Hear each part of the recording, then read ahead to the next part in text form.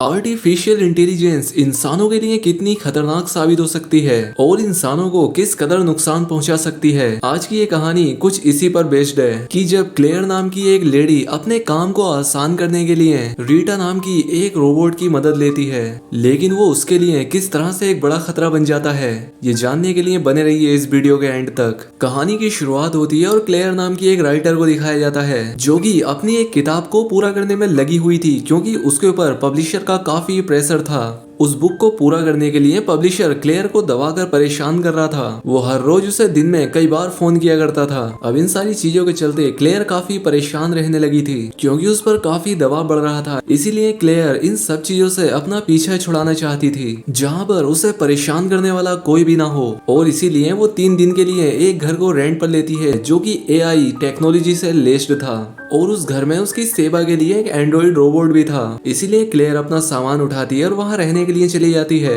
अब घर के अंदर जाने के बाद उसकी मुलाकात वर्चुअल असिस्टेंट हेनरी से होती है, जहाँ पर हेनरी उसे इस घर और इस घर की असिस्टेंट के बारे में समझाता है और उसे ये भी बताता है कि तुम्हारी एंड्रॉइड असिस्टेंट तुम्हारी वॉइस से ही एक्टिवेट होगी। और इसीलिए क्लेयर उस लड़की रोबोट जिसका नाम रीटा होती है उससे हेलो बोलती है, और इसीलिए वो रोबोट एक्टिवेट हो जाती है और खुद को भी क्लेयर से इंट्रोड्यूस कराती है, और साथ ही वो क्लेयर से कहती है कि वो अगले 3 दिन तक तुम्हारी बुक पूरा होने में तुम्हारी मदद करेगी। अब इसके बाद रीटा क्लेयर का बैग अनपैक करने लगती है, और ऐसा कर लेने के बाद वो क्लेयर को गुड नाइट बोलकर वहां से बाहर चली जाती है। खैर अब सुबह हो जाती है और वर्चुअल असिस्टेंट हेनरी क्लेयर को उठाता है और ब्रेकफास्ट मैनुअल सेट करने के लिए उससे कहता है, लेकिन क्लेयर सिर्फ कॉफी पीना चाहती थी। खैर अब कॉफी पीने के बाद क्लेयर जॉगिंग के लिए निकल जाती है, और क्लेयर जब जॉगिंग से वापस आ जाती है तब रीटा क्लेयर के लिए नाश्ता बनाती है। अब ब्रेकफास्ट के दौरान ही क्लेयर को यहाँ पर पता लगता है कि रीटा कभी भी इस घर से बाहर नहीं गई है और उसे इस घर में 2 साल हो गए हैं। खैर अब ब्रेकफास्ट कंप्लीट करने के बाद क्लेयर अपनी बुक राइटिंग का पहला दिन शुरू करती है, लेकिन उसे समझ नहीं आ रहा था कि उसे लिखना क्या है, और इसी तरह से उसका पूरा दिन बीत जाता है लेकिन वो कुछ लिख ही नहीं पाती। और अब इसीलिए वो रात में टीवी देखते हुए शराब पीने लगती है अपना मूड कुछ अच्छा करने के लिए, और टीवी देखते देखते ही वो सो जाती है। लेकिन रात में जब क्लेयर की नींद खुलती है तो वो देखती है कि रीटा कोने में बैठी हुई है। वो अपनी आंखें बंद किए हुए थी। क्लेयर उसे उठाने की कोशिश करती है लेकिन वो कोई भी रिस्पॉन्ड नहीं करती, इसीलिए क्लेयर सोने के लिए चली जाती है। खैर अब सुबह हो जाती है और क्लेयर रीटा से पूछती है कि कल रात तुम मेरी बातों पर रिस्पॉन्ड क्यों नहीं कर रही थी,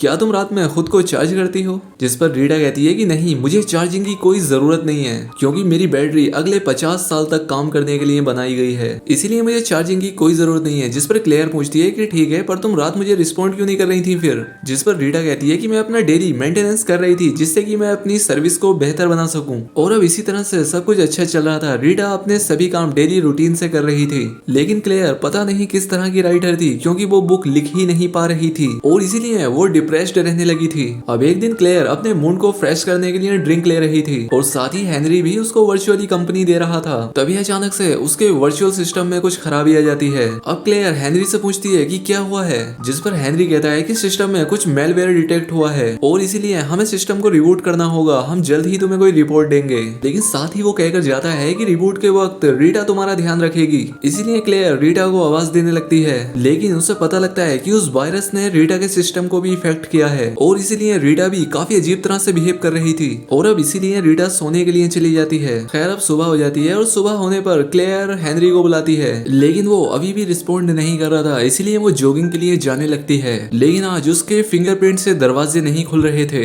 अब क्लेयर रीटा से फिंगरप्रिंट से दरवाजे न खुलने का रीजन पूछती है, जिस पर रीटा कहती है कि तुम्हारे फिंगरप्रिंट को सिस्टम से रिमूव कर दिया गया है और अब सिर्फ मैं ही इस दरवाजे को खोल सकती हूँ, और ऐसा कल रात सिस्टम में आई खराबी की वजह से हुआ है, जिसकी वजह से डिफॉल्ट सिस्टम ने काम करना बंद कर दिया है, और अब कंट्रोल मेरे हाथ में है, सिर्फ मैं ही इसे खोल सकती हूँ। क्लेयर कहती है तो फिर खोलो इसे, लेकिन रीटा कहती है कि मुझे इसलिए बनाया गया है ताकि तुम अपना काम पूरा कर सको, और इसीलिए जब तक आप अपने काम को पूरा नहीं कर लेती आप घर से बाहर नहीं जा सकती।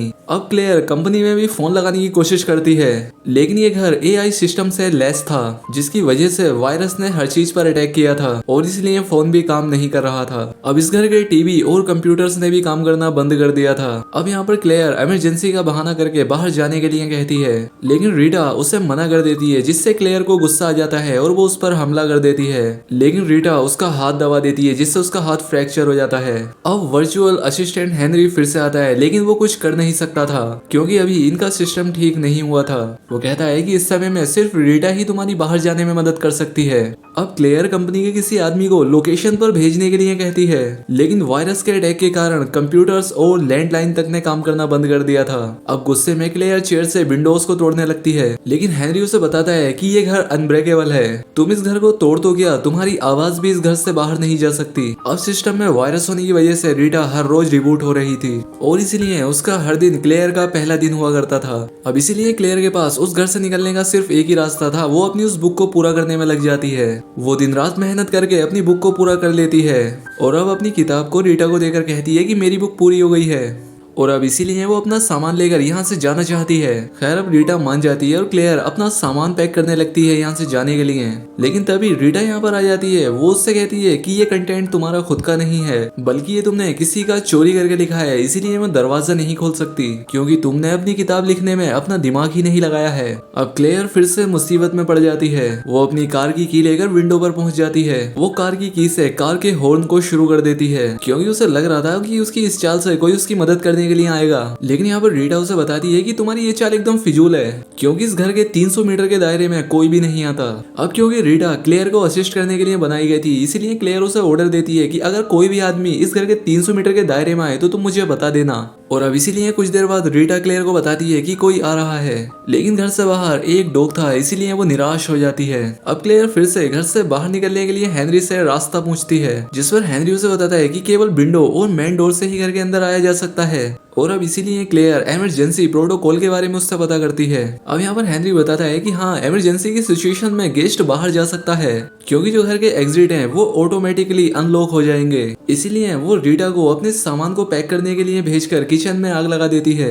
अब इससे घर में फायर अलार्म बजने लगते हैं, लेकिन दरवाजे अभी ऑटोमेटिकली अनलॉक नहीं हुए थे। अब ऑक्सीजन की कमी के चलते क्लेयर बेहोश हो जाती है। अगली सुबह वो खुद को अपने बेड पर पाती है और वो रीटा से कल रात के बारे में पता करती है, जिस पर रीटा कहती है कि मेरे पास कोई भी रिकॉर्ड नहीं है इस बारे में। अब क्लेयर के पास सिर्फ एक ही रास्ता था इस घर से निकलने के लिए, वो ये कि उसे अपनी किताब खुद से ही पूरी करनी होगी। इसीलिए वो किताब लिखने में बिजी हो जाती है। वो रीटा को भी कमरे में आने से मना कर देती है ताकि उसका स्टोरी लिखने में ध्यान बना रहे।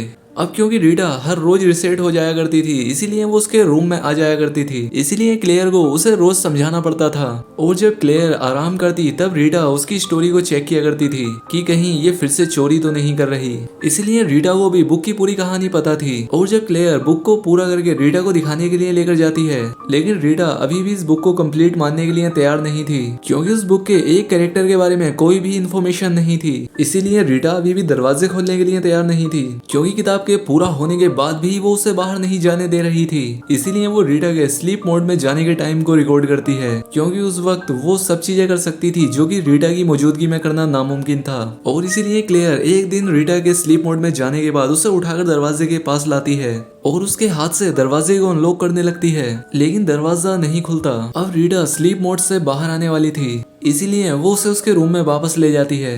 अब समय के साथ धीरे धीरे रीटा में और भी कमियां आने लगी थी और साथ ही दूसरी तरफ घर में खाने के लिए भी अब 9% ही खाना बचा था। अब क्लेयर को घर में इसी तरह से 2 महीने से ज्यादा टाइम हो चुका था। अब क्लेयर खुद को बाथटब में भी डुबोकर मारने की कोशिश करती है, लेकिन रीटा यहाँ भी उसको बचा लेती है और अब इसीलिए क्लेयर अपना आखिरी दाव चलती है। वो फिर से रीटा को अपनी बुक पढ़ने के लिए देती है और जब रीटा बुक पढ़ने में बिजी हो जाती है तब क्लेयर उसे पीछे से इलेक्ट्रिक शॉक दे देती है, जिससे रीटा का सिस्टम और खराब हो जाता है और अब वो क्लेयर को नुकसान पहुंचाने लगती है। वो क्लेयर के पैरों को पकड़कर उसे खींचने लगती है, लेकिन तभी क्लेयर के हाथ में एक पोर्ट आ जाता है जिससे वो लगातार रीटा पर हमला करती है, जिससे रीटा बुरी तरह से डैमेज हो जाती है। अब क्योंकि रीटा भी डैमेज हो चुकी थी, इसीलिए इमरजेंसी प्रोटोकॉल स्टार्ट हो जाता है और अब क्लेयर के पास घर से निकलने के लिए 3 मिनट होंगे, इसीलिए वो रीटा को लेकर दरवाजे के पास आ जाती है। रीटा काफी भारी थी, इसीलिए वो काफी मुश्किल के साथ उसे दरवाजे तक लेकर आती है, लेकिन फाइनली रीटा के फिंगरप्रिंट से दरवाजा खुल जाता है। क्लेयर घर से बाहर आने के बाद रोने लगती है क्योंकि 2 महीने के बाद वो घर से बाहर आई थी और इसलिए वो काफी खुश होती है। अब क्योंकि क्लेयर ने रीटा को बहुत ही बुरी तरह से पीट दिया था, इसीलिए ये बेचारी रोबोट भी शट डाउन हो जाती है। और अब इसी सीन के साथ ये मूवी भी यहाँ पर एंड हो जाती है। दोस्तों उम्मीद करता हूँ कि आपको एक्सप्लेनेशन पसंद आई होगी। अगर वीडियो अच्छी लगी हो तो वीडियो को लाइक और चैनल को सब्सक्राइब जरूर करें। तो आज के लिए बस इतना ही, मिलते हैं हमारी अगली वीडियो में।